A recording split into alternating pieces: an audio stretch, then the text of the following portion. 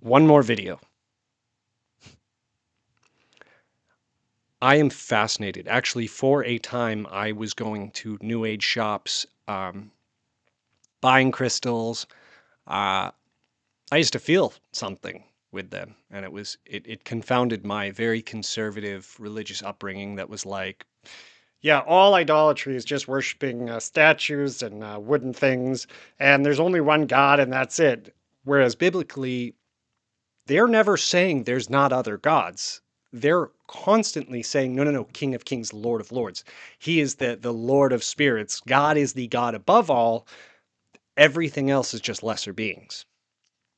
I was taught there's really nothing spiritual. Even the Holy Spirit's not really doing much. That's at least how I took it. So the crystals and energy and different things really did entice me, and I'm kind of poking around in these things. And I had to take a step back. But I will say this, in all of the things that I hear in other religious perspectives and New Age beliefs, they're not far off.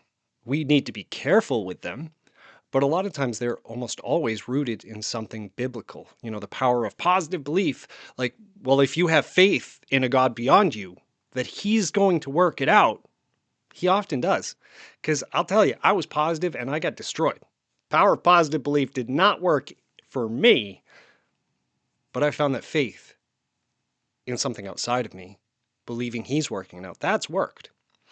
But when you get to certain things like people talk about chakras and your third eye, one of the fascinating things to me is that we were actually made to see things, I don't know, spiritually, to have different perspective and viewpoint than we are born into because we grow up. This is our normal. So this is what we see. This is how we perceive it.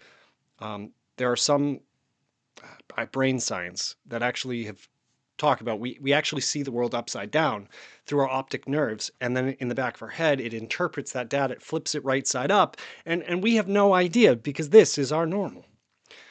But what I want to point out is in Genesis, you have the story of Adam and Eve and the serpent, which is also a play on words with seraphim.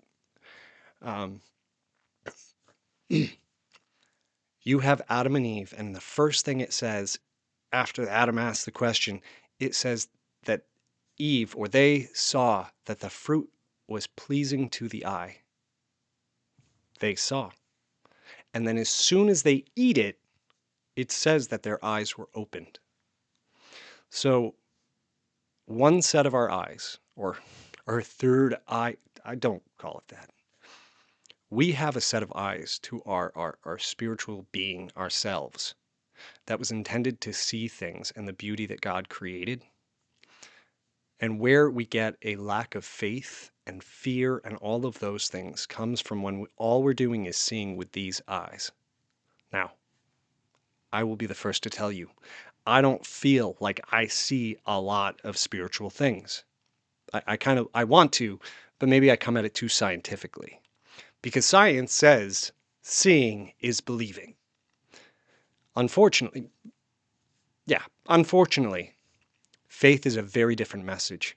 Faith is believing, is seeing. And while I believe it, I don't often see it. So maybe I'm a fool, but faith is supposed to be foolishness. Um, one of my prayers, and maybe it's a prayer that you could be praying, is that God would help you close your eyes that opened when you were first born, not born again, when the fruit was eaten and you saw the death and decay that entered the world, and that the original eyes that your soul, your spirit has, that they would be open to see truth and reality in the things around you. That is where you see the goodness of God, and that faith thrives, and there is a confidence in what is going on, even when these eyes can see darkness and death.